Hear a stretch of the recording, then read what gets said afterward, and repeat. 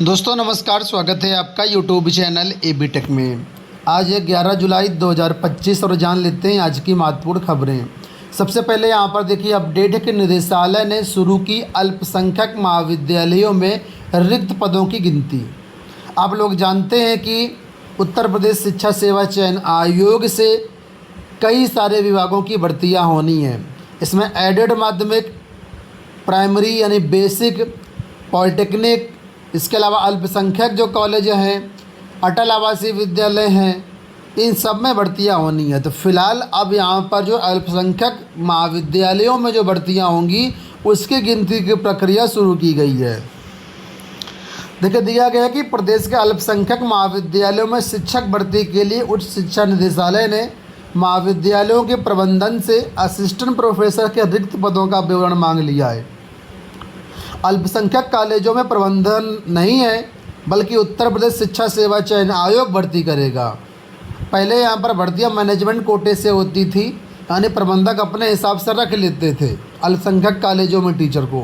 लेकिन अब जब नया शिक्षा सेवा आयोग बना है तो इसमें ये व्यवस्था कर दी गई है कि कोई भी मैनेजर अपने पास से टीचर को नहीं रख पाएगा, उसको अधियाचन भेजना होगा और जो टीचर की नियुक्ति होगी वो शिक्षा सेवा चयन आयोग के माध्यम से होगी।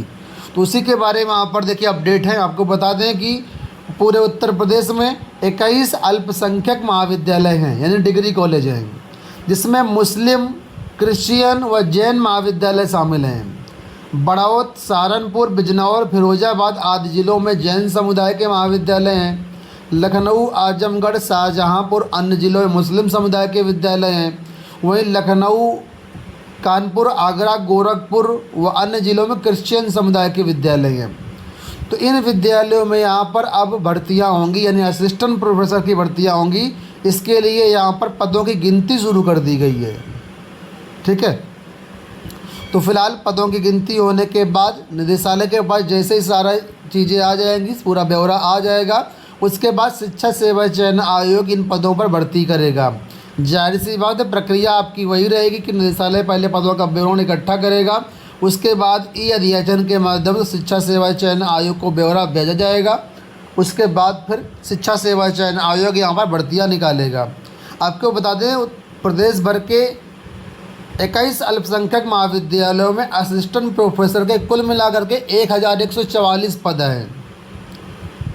आयोग के गठन से पहले आधा दर्जन महाविद्यालयों में प्रबंधन ने अपने स्तर से सीधी भर्ती कर ली थी। ऐसे में अब तकरीबन 15 महाविद्यालयों में असिस्टेंट प्रोफेसर के 100 से अधिक पद खाली हैं। तो इन पदों पर भर्ती जो है आपको शिक्षा सेवा चयन आयोग के माध्यम से देखने को मिलेगी।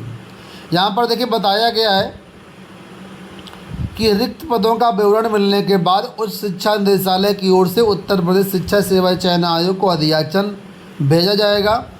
इसके बाद शिक्षा सेवा चयन आयोग विज्ञापन जारी करेगा। निदेशालय के सूत्रों के अनुसार नए नियमों के तहत अशासकीय महाविद्यालयों की तरह अल्पसंख्यक कॉलेजों में भी लिखित परीक्षा व इंटरव्यू के माध्यम से भर्ती होगी। इस भर्ती का विज्ञापन अलग से जारी होगा और परीक्षा भी अलग कराई जाएगी। इंटरव्यू बोर्ड में आयोग के सदस्यों के साथ संबंधित समुदाय का एक प्रतिनिधि भी शामिल रहेगा। ठीक है, तो आने वाले समय में यहाँ पर आपको भर्तियाँ देखने को मिलेंगी। यहाँ देखिए अपडेट है कि इंजीनियरों के 20 साल बाद 85% पद खाली भरेंगे। UP state construction and infrastructure development corporation limited यानी यूपी सिडको में पिछले 20 सालों में रिक्त चल रहे 85% खाली पदों को भरा जाएगा। सहायक अभियंता के 102 पद में से 87 पद खाली चल रहे हैं। आप समझिए कैसे यहाँ पर काम चल रहा होगा, जहाँ पर 100 पद कुल मिलाकर 102 पद हैं और 87 खाली चल रहे हैं।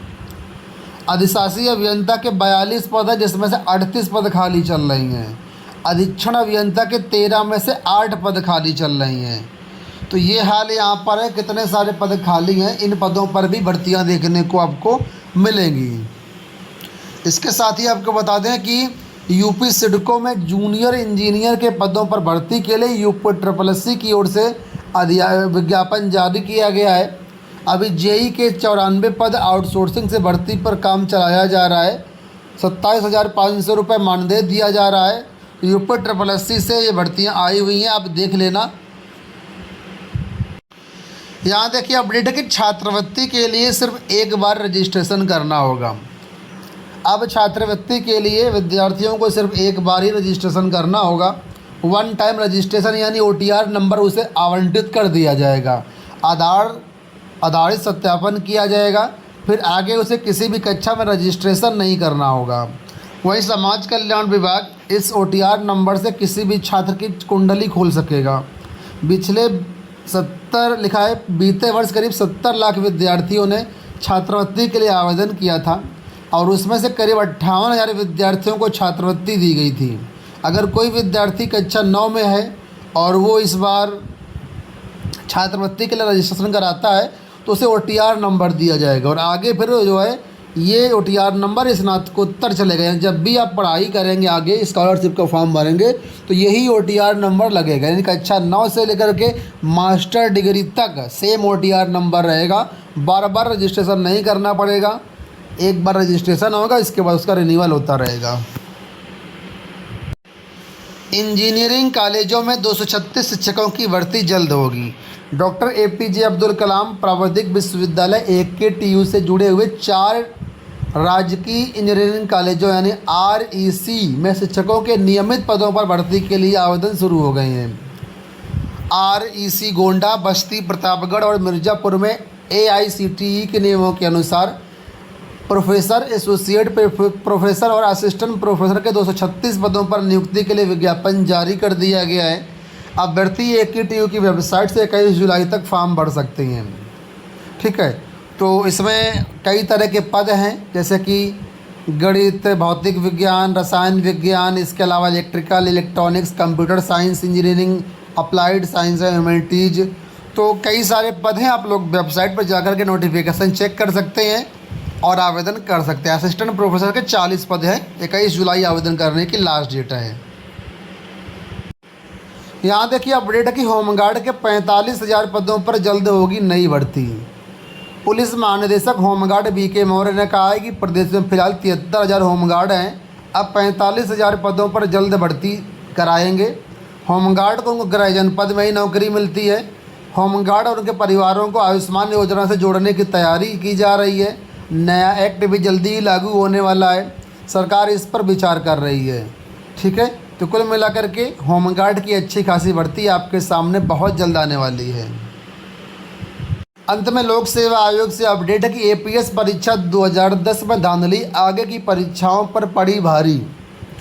APS 2010 में धांधली ने APS 2013, APS 2023 की परीक्षा को संकट में डाल दिया है।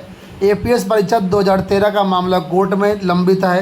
APS 2023 में शॉर्ट हैंड है व टाइप टेस्ट का जो रिजल्ट है 1 साल बाद भी जारी नहीं किया जा सकता, जिससे अभ्यर्थी परेशान है।